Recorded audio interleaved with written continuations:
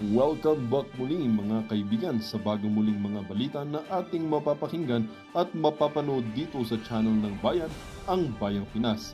Dito, ating matutunghayan ang mga bagay na nangyayari sa ating bansa, partikular na umano sa loob na mismo ng gobyerno at lalong-lalo na dito sa kasalukuyang administrasyon. Ngunit bago ang lahat, kung bago ka pa lamang sa ating channel ay siguraduhin mong ikaw ay mag-subscribe, pindutin ang notification bell at syempre piliin na rin ang all upang lagi kang maging updated sa mga balitang bago, totoo at walang bias. Syempre mga kaibigan at kung mga ating mga solid viewers naman dyan ay maraming salamat naman po sa inyong walang sawang pagsuporta. At huwag din pong kalimutang magpakita ng suporta sa ating channel sa pamamagitan ng pag-like at pag-share sa ating mga videos. At syempre mga kaibigan, kung meron ka naman pong hinaing at opinyon, ang ating comment section ay bukas para sa inyong mga opinyon at mga hinaing at kung ano po ang nais nyong sabihin sa ating mga gobyerno upang mabasa na ito. Heto na nga mga kaibigan, atin nang panoorin at pakinggan ang balitang ito.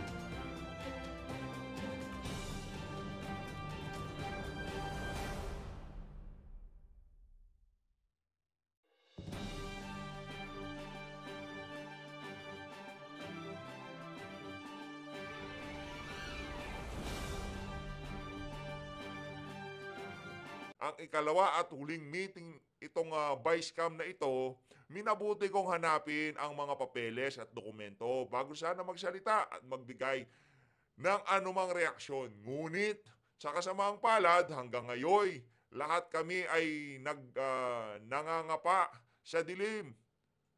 Walang mga detalye o paliwanag, ni walang konkretong numero. Ang tanging hawak ko ay ilang datos ng DSWD na tila linapastangan, sabay ang PhilHealth, sabay na rin ang DepEd.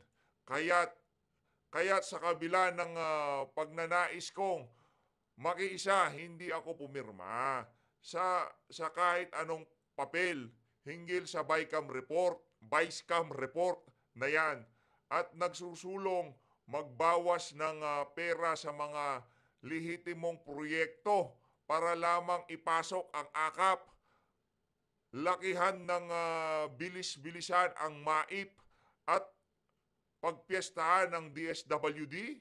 Papaano naman ako pipirma sa blankong kulang-kulang na papel? Nako, yan ba yung pinakita nitong si dating Pangulong Rodrigo Duterte na blanco?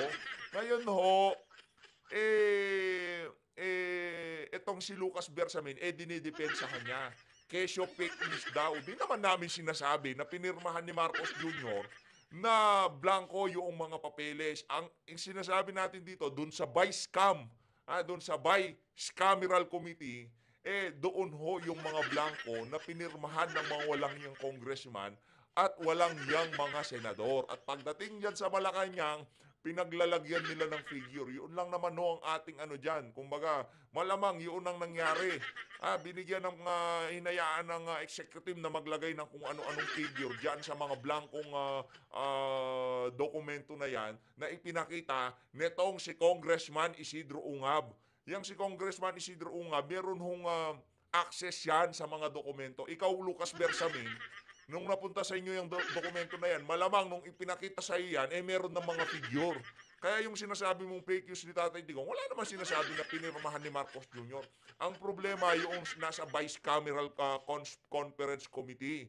Pinirmahan nila yung mga blankong dokumento at pinasa siguro dyan sa Malacanang at doon nila pinaglalagyan ng figure. Mga walang yato. Huwag nyo nang lokohin ng sambayan ng Pilipino kaya nagagalit sa inyo yan si Capdado Enrique. Dagdag pa ho nitong si Senator Amy Marcos sa hindi malamang dahilan ni wala akong natanggap na kahit anong tugon.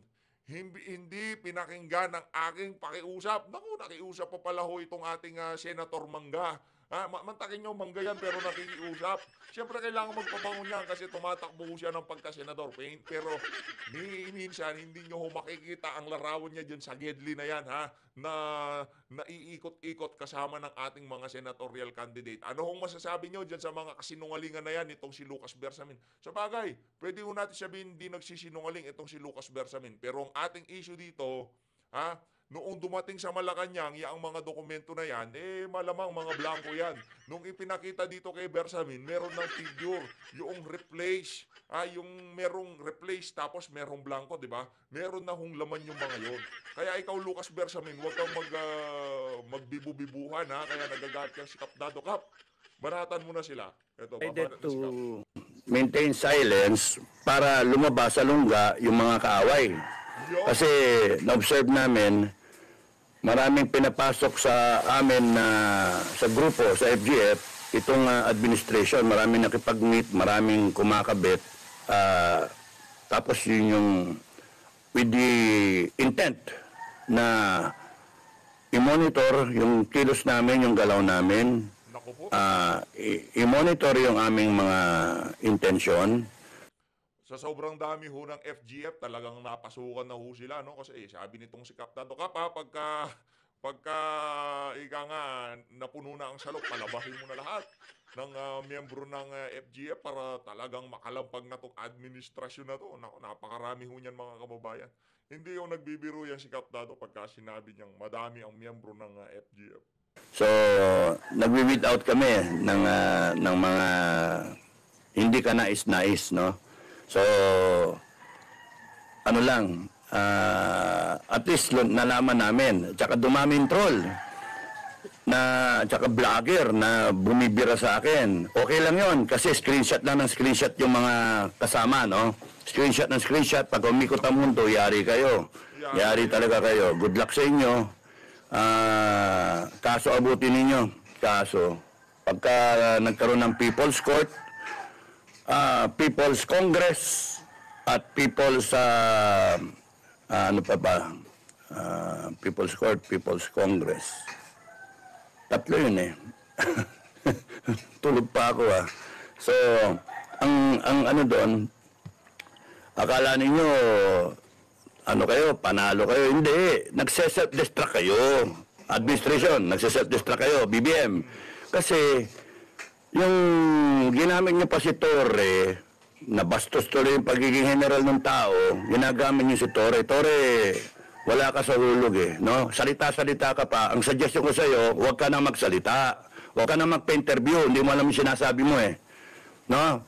Kung magpa-file kayo ng kaso, file kayo ng kaso, inciting to sedition, sana dinagdagan nyo, inciting nyo, rebellion, mga ganun, kompletuin nyo, tapon nyo lahat ng kaso sa akin, haharapin ko.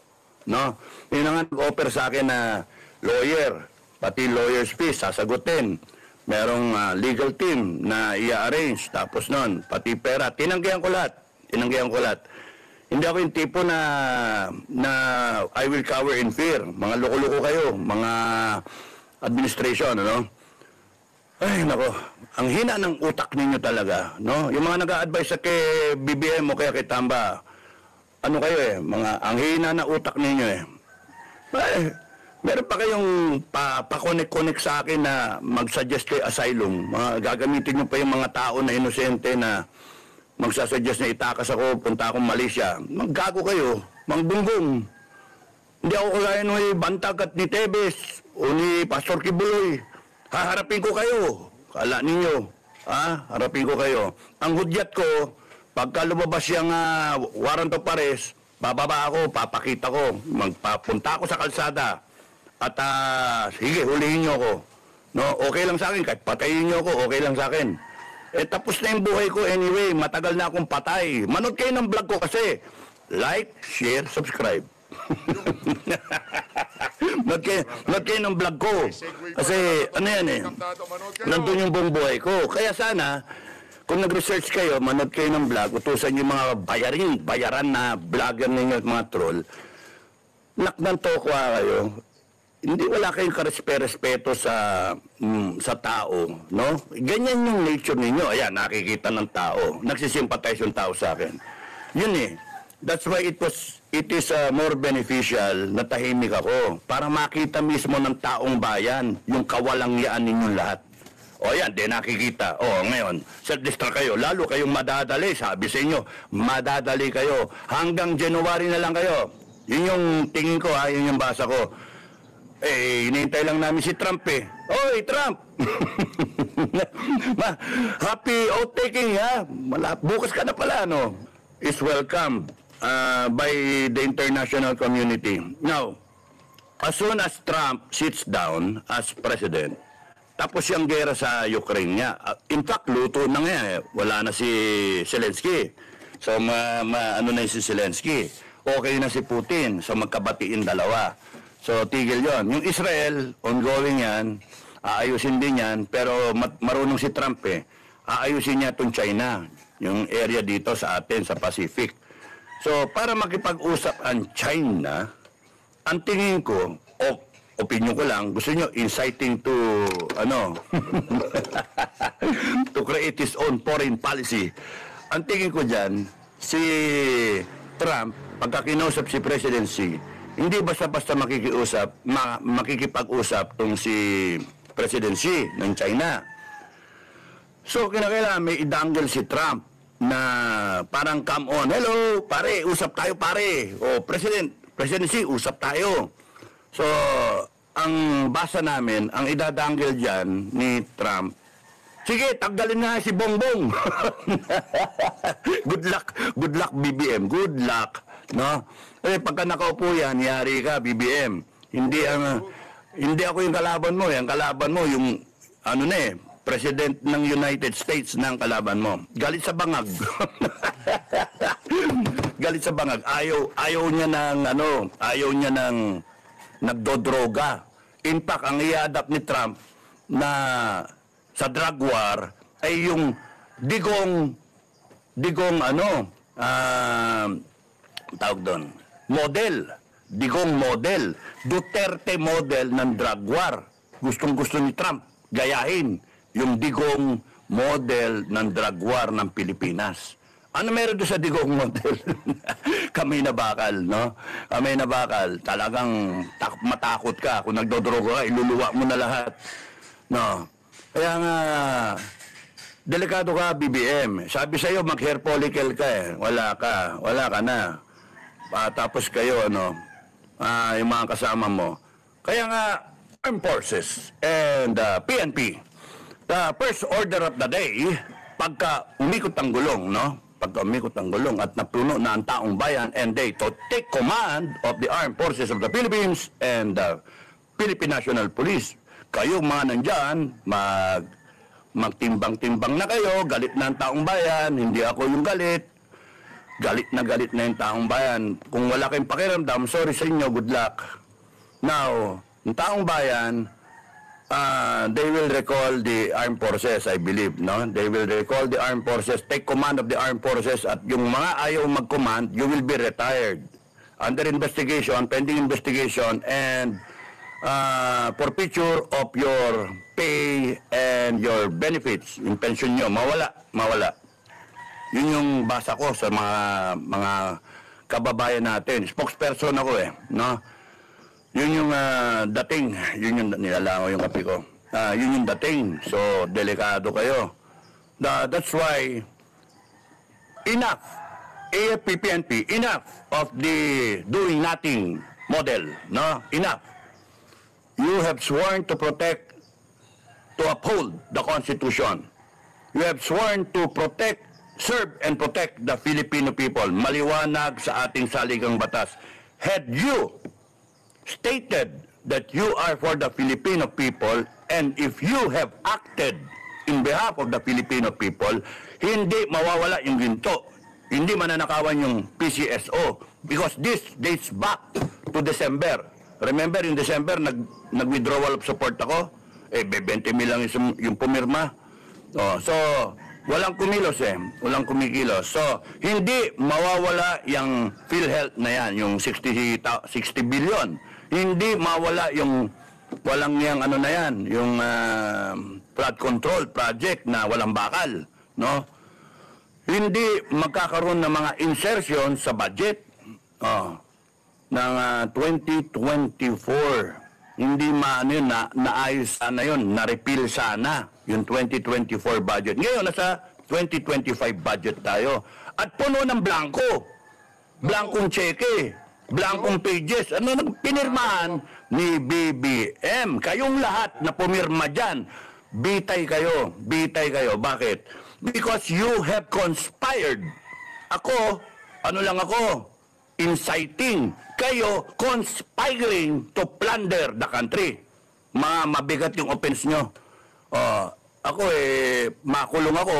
Kung pepekehin nyo yung kaso ko, kukulong nyo ako, okay lang, lalaya ako, buhay ako. Kayo, bitay kayo sa taong bayan because yung taong bayan mag-ano ng death penalty, magpapasa ng death penalty. In the event na yung taong bayan naglabasan nyo sa kalsada en masse, and pumanig yung armed forces at saka yung PNP kasi no choice ang AFP at PNP. Because kung hindi sila gagalaw, they will face the challenge of obsolescence. Ilang vlog ko na in-explain yan. Ma-obsolete kayo. Because nasa taong bayan, yung kapangyarihan. Intindihin nyo yung nakikinig. Nasa taong bayan yung kapangyarihan. Hindi pwede na kayo masunod AFP. Tao kayo ng taong bayan. Pinapasweldoan kayo ng taong bayan. Ito lang ang nakikita ko kung bakit kinasuhan niyang si Kap Dato. Sa tingin ho natin, lumalakas ang pwersa ng FGF. Lumalakas ang pwersa ng FGF. Dumadami talaga ang miyembro ng FGF. Kasi kung wala naman ang tagal na nagsasalita ni Kap Dato, paulit-ulit lang mga sinasabi niya. Sa totoo lang sinusubaybayan ho natin. Yan si Kap Dato. Nung palang withdrawal of support, kung ano yung mga sinasabi niya noon, talagang, kumbaga remind niya lang yung ating mga kababayan. Bakit ngayon lang? Bakit ngayon lang siya kinasuhan ng inciting to sedition? Bakit hindi pa noon? Kasi meron nangyayari behind the scene na hindi natin nakikita diyan sa grupo nitong si Kap Dato. Kayo ho mga kababayan. Pero tayo dito sa PH Update, no? Kahit anumang pagkilos yan, lalo na yung alam naman natin na kaalyado ni Tatay Digong, kita naman ho natin, no? Talagang taga-suporta ho ni Tatay Digong yan si Kap, no? Doon sa ibang mga aspeto ng kanilang pakikibaka, siguro hindi tayo sang-ayon. Pero dito sa isa na to, na panggigipit, dahil lamang sa paglalabas ng saloobin, meron ho tayong problema dyan. Yung ginawa ho sa kanya ni Tory, talagang tahasang panggigipit ho yun. Kitang-kita naman ho natin yung mga kapalpakan na kabalbalan na nangyayari dito sa administrasyon na to. Isa ho itong si Kap Dato sa mga nagsasalita. Kaya yung ginawa ho nila na yan, malamang sa malamang, kung sakaling arestuhin niya si Kap Dato, yung mga batchmate niya, kakilala niya sa AFP, mga mista niya, maganda-handa ho itong administrasyon na to. Ayan, inciting na naman. Sige, kaso kayo ng kaso, okay lang. Bato nyo sa akin lahat. You are weaponizing the revised penal code, all Philippine laws, and the Constitution against me, against the Filipino people. And that should end. Hindi na pwede yung playbook ninyo na ginawa nyo kay Bantag. Bababa si Bantag. Bababa yan. Bantag. DG Bantag. Manda ka. Pagka ito, nagsabay-sabay, sumama ka, bumaba ka, bigyan ka namin ng safe conduct pass. Bigyan ka ng PNP ng safe conduct pass. Tebes, bumaba ka, bigyan ka rin ng safe conduct pass. Lumabas kayo. Pero walang promise ng ng posisyon, Gagawin nyo lang to para sa taong bayan, You shout out. Inciting to sedition naman. Pangatlo, sige, bahala kayo. Kasuhan nyo ko ng kasuhan. Sino tinakot nyo? Ang hudyat is, hinihintay ko nga yung yung warrant of arrest Hintay ko, yun yung hudyat ko No? Subukan nyo. Kasi hindi ako magtatago. Lalabas ako. Papakita ko sarili ko. Pusasan nyo ako. Sino tinakot nyo? Manggago. Kayo ang nagbabiolate ng batas. Kayo ang ng konstitusyon. Bumaboy. Kayong bumaboy ng mga agency, kayo bumaboy ng mga tao. Pati yung mga Pilipino ngayon nagbablog, putya bayaran. Anong klase yan? Sinira ninyo yung moral fiber ng taong bayan. And now we have a hard job to correct that. Sinira nyo Ang pinag-usapan nga namin, ayusin ba natin to na yung mga vlogger na yun paparusahan kasama ng mga na conspiring to commit plunder kasi tumatanggap ng pera o whatever. So mag-iikot ang gulong. Kaya sinasabi ko sa inyo mga vlogger na bayaran, mga troll. Screenshot lang ngayon ang nangyayari. Pero pagdating ng malapit na takdang araw, malapit na, kayo ay sasamain. Kaya magbagong buhay kayo, mga Pilipinong halang ang bituka, mga Pilipinong walang kakwenta-kwenta. Because hindi pwedeng mangyari na ang Pilipino ay mauuwi sa mga bangag, mauuwi sa mga walang katorya-toryang Pilipino na pera lang ang habol, pera-pera lang kayo. Mga plunderer, mga komunista, tatapusin namin to. Hindi, hanggang buhay ako. Kaya patayin niyo ako. Maraming kagaya ko, lalabas. Maraming kagaya ko. Ano kala ninyo, biro-biro ito? Babanatan niyo pa ako ng inciting to sedition. Ay, lako. Kaya sabi ko, wag na, ayo. Tapos sabi, hindi, serious kami. Para para makalabang ka. Hindi, ang laban nito, wala na. Tuloy-tuloy ito na tatapusin to. Kasi yung problema, pag ako, nakisakay ako sa ano ninyo, sa gusto ninyong sistema, ba't ako, bakit re-respetuhin yan, yung batas na yan, kung kayo mismo binaboy nyo? Anong klase kayo? Double standard? Ha? Kayo nagnanakaw? Ang dami niyong ninakaw, kinulimbat, nagdodroga ka, Malacanang. Tapos nun nagbabayad kayo ng mga troll, dapat yan, death penalty din yung mag-maintain ng troll farm. Ha? Death penalty din yan. Pagka lumabok ang taong bayan at sinuportahan ang ang bagong administration, ay good luck sa inyo. Because if I will be there to advise, Madam President, if I will be there to advise, I will advise you a lot of things. There are a lot of things to do.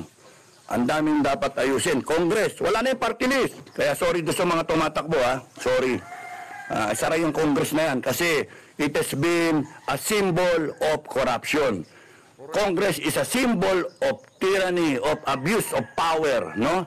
100,000 lang ang boto nyo, ang yayabang ninyo, titirayan nyo yung 32 million ng boto, at yung mga Pilipino na naniniwala sa mainstream media, may kalalagyan din kayo. You are not serving the Filipino people. Binigyan kayo ng franchise para mag-deliver ng tama, unbiased na balita. Ang ginagawa ninyo, you are tampering with the brain of the Filipino people. Mga wala kayong kakwenta-kwenta mga ano. And it has to stop. It will stop. The Filipino people will stop it, no? Kahit ako wala dyan. Hindi ako yung ang kalaban nyo is the ideal na ang taong bayan gusto nang ituwid ang Pilipinas. Hindi Dado Enrique ang kalaban nyo. Ang kalaban ninyo, amplifier lang ako, mga kababayan, amplifier, mga BBM, ha? Taga-ganyan lang ako. Inspirasyon lang ako. Ang kalaban ninyo is the dawning of a new generation, a new breed of Filipinos who will not let this pass by. Tatapusin to ng taong bayan. Kahit anong kaso ilaglag ninyo. Hindi ako yung issue. Ang issue kayo. Kayong mga durugista, kayong mga magnanakaw, kayong komunista, kayong mga abuso. Ang gago kayo Kayo na yung gumawa ng kalokohan, kayo pa yung tama. Mga ulul kayo. Sira ulo kayo, babaliktarin niyo pa ako. Ulul. Gago kayo. Hindi tama yon. Kaya mga kababayan, malaking pasalamat ko kasi nakita ko kung sino yung mga kaibigan ko, sino yung mga sumusuporta sa akin. Huwag kayong matatakot na tumayo. Kasi ang turo ng mga magulang, mga ninuno natin, ipaglaban ninyo ang karapatan ninyo. Walang mali doon. Yung konstitusyon, tayo ang gumawa. Tayo ang gumawa. Tayo ang nagratipika. Papel lang yan, papel. Nilagyan natin ng buhay kasi we ratified the Constitution. Isa ako sa nagratify noong 1987. Pinagbotohan yan. Tinanong sa mga tao, gusto niyo ba ito? Ako, hindi ko nga binabase. Basta ratify ako. Sige. Ngayon ko na-appreciate yung Constitution natin. Nandoon siya. May mga flaw. Yes. That's why we have to amend the Constitution. And we will amend it. When this thing is over, we will amend the Constitution. We will put the Council of Elders right there on top of the President. The Council of Elders will represent all sectors of society. MILF, NMNLF, mga lahat ng ethnic groups, lahat ng grupo, PWD, mga lahat ng grupo, mayaman, mahirap, etc., etc. Pati yung mga LGD, ano yun? Yung mga alanganin ba sa sex. Ay, nako. Mga depressed. I want each one of the Filipinos, all 119 million Filipinos, to be represented by an LD. Na pagka nakita na positive yung loko-loko na yan, na peking presidente, makita ng buong mundo, kahiya-hiya kayo. At kayong mga abusado, i-display namin kayo para sampalin kayo ng taong bayan. Hubad! Hubad! Ano yung tawag doon sa French Revolution? Yung naka-pillory, nakaipit yung leg sa kahoy, nakalabas yung dalawang kamay na ganyan, parang ganyan. Natandado, sampal. Political zoo. Kala nyo nagbibiro kami? Kasi hindi nyo na-appreciate, galit na yung taong bayan sa inyo. Nako pa kayo nanakaw. Hayop kayo. Tapos gagamitin nyo yung batas laban sa amin, mga loko-loko kayo. Hindi pwede yun. At kayong mga kabagang na mga MUP, maraming salamat sa mga Scout Ranger. Alam ko naman di kayo, mga Scout Ranger, hindi nangiiwan eh. Maraming salamat sa inyo. Maraming salamat sa inspirasyon. At nandiyan kayo. Ang daming tumatawag sa akin, hindi ko na masagot, mga kabady ha. Hindi ko masagot kasi nga, minomonitor yung cellphone, ayaw ko kayo mapahamak. At tapos din to. Pagka lumabas ako at hinarap ko lahat, lumabas kayo. Ganun lang yan. Kita-kita tayo, may attendance check. Attendance check, ano? Okay. Gusto ko rin malaman kung nanahimik ako kung kung merong proseso sa kung sinusunod pa nila. Hindi, yung pagdanakaw nga nila, hindi na sinusunod. Bakit ako kasuhan ninyo? Bakit yung mga magnanakaw, di nyo kasuhan? Bilyon na ninakaw. Hindi naman ako nagdodroga. Bakit ganun? Ba't ako kinakasuhan ninyo? Bakit itong mga nagdodroga sa Malacanang at sa mga agency, hindi nyo kasuhan? Bakit hindi nyo kasuhan yung mga nagnanakaw? Sipin nyo yung future generations ng Filipinos apektado sa ginawa ninyo. Sindikato talaga kayo, mga magnanakaw kayo. Sindikato kayo. And kayong mga nag-conspire, the Filipino people will run after you. Because the Filipino people know kung ano yung kanilang karapatan.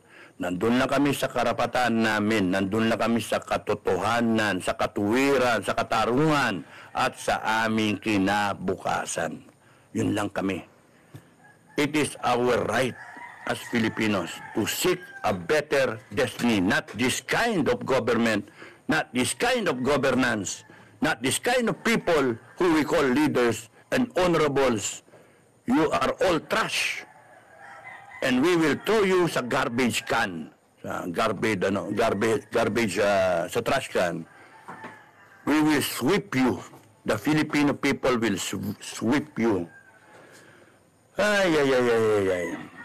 Okay. So, iba, yung mga vloggers. Gusto ko rin malaman yung mga vloggers, kung sino yung mga totoong vlogger. Pati dito sa Duterte side na vloggers, pinapanood namin. Lumabas kung sino yung totoo na mga vlogger at kung sino yung mga vlogger talaga na pera-pera lang, no? Na kunwari na mga pro-people, pro-country, pro-Duterte, pro-everything, pro-good, pero pera-pera lang eh. Yun, nakita Magaling magbasa to si madami huyang mga yan. Namin, no? So, in effect, mas maganda yung tumahimik ako, gano'ng katagal ba? Mga 1 linggo, para makita ang buong kamada. No? Ganun mag-isip ang Ranger eh. No? Sorry na nag-worry kayo. Sorry. At doon sa mga sumusuporta sa akin at naniniwala, maraming salamat sa inyo. So, meron ba? Salamin. Kaninong salamin to? Pero, daming troll. Yung kayo mga troll, mag-ingat kayo. Bilang na rin yung araw ninyo. Pakulong kayo lahat, ng taong bayan, pakukulong kayo lahat. Bawal na ang mag-maintain ng troll farm. Lagay namin sa death penalty yan. Bawal mag-maintain ng troll farm. Ang sino man nag-maintain ng troll farm o sumali sa troll farm, patay kayo, death penalty kayo. ituwid na natin to, may mali. Ang laki ng mali. Bakit ka tatanggap ng pera na galing na ninakaw sa taong bayan para